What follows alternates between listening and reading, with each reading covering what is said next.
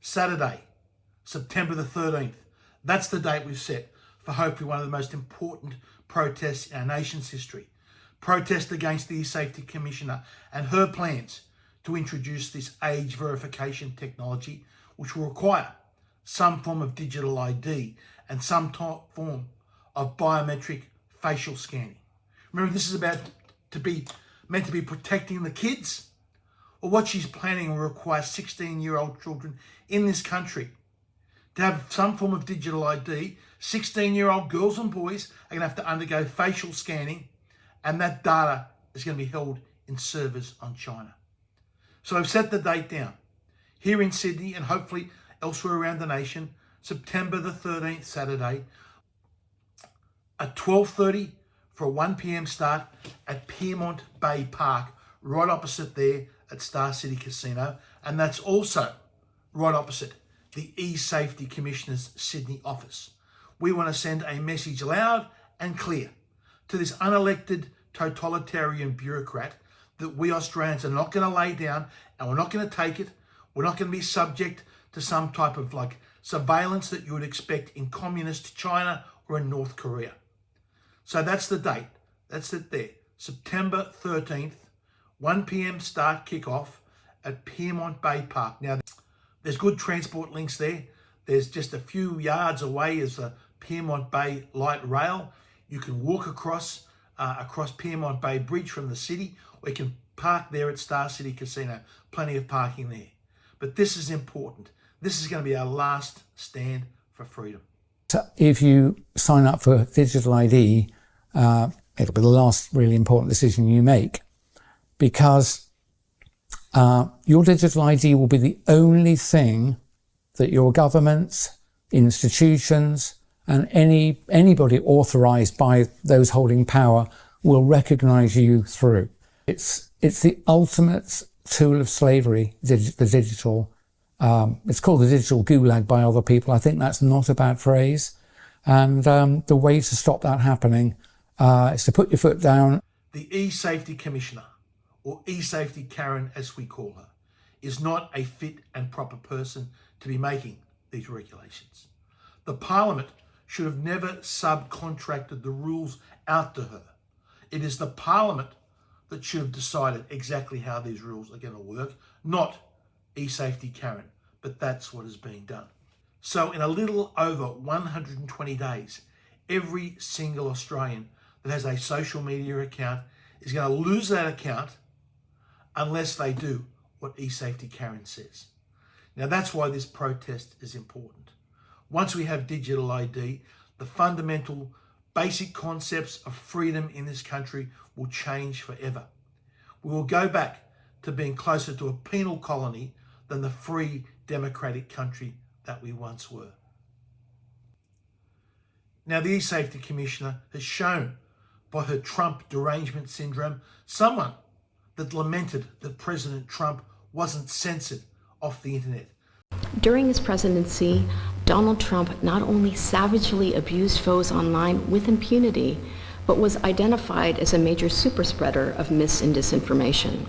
However, his online audience was so sizable and his content went so viral that none of the major platforms suspended him for repeated policy violations, making excuses for vaguely worded exceptions for public figures. Someone that actually so-called thinks she's an Australian that said, and I quote her own words, that she could really minimise the amount of content that the Australians see. The First Amendment does not apply in Australia. Well, we have a range of graduated powers. There could be civil proceedings and we could take them to court or we could fine them. Of course, the quantum of the fine would depend on the gravity of the noncompliance, but we can use graduated tools like link deletion notices. So if they fail to remove the content, then we can go to the search engines such as Google or Bing to really minimize the amount of content the Australians can see.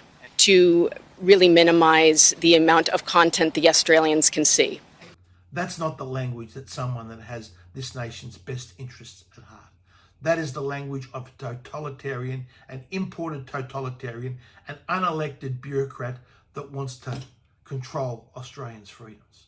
Now that this normative change is coming, and when it is in place in December 10th or 11th, sitting down and saying, hey, this is the law of the land.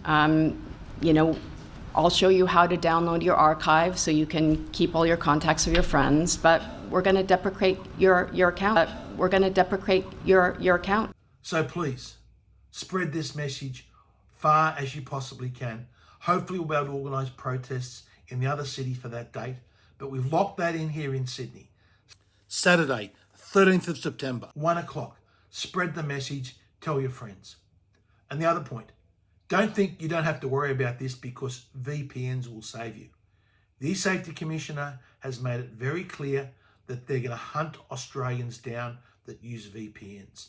If you post something that identifies you as an Australian, it might be something as simple like, I went to the protest rally against the eSafety Commissioner at Pyrmont Bay. Or I went to Bondi Beach on the weekend, wasn't the surf great? If you post something like that, they'll be able to track you down and have your account blocked. That is what they are up to, these people. They cannot be trusted as far as you can throw them. This is not something that we should be having in Australia. This is, as I said, this is something you'd expect in North Korea or communist China. I hope there's just enough fight left in us Australians that will stand up and fight to try and block this. And if you think these protests don't work, please think again. It was the protest that we had there at Speaker's Corner last year against a mis- and disinformation bill that kicked off the campaign against that legislation, which was eventually defeated. So these protests can work. We've just got to get the word out and get enough people turning up to them. And I'll leave the final word on why we need to protest to probably America's one of greatest ever presidents, President Ronald Reagan. Remember what his words are about why we need to fight against this. Freedom is a fragile thing, and it's never more than one generation away from extinction. It is not ours by way of inheritance. It must be fought for and defended constantly by each generation, for it comes only once to a people. And those in world history who have known freedom and then lost it have never known it again.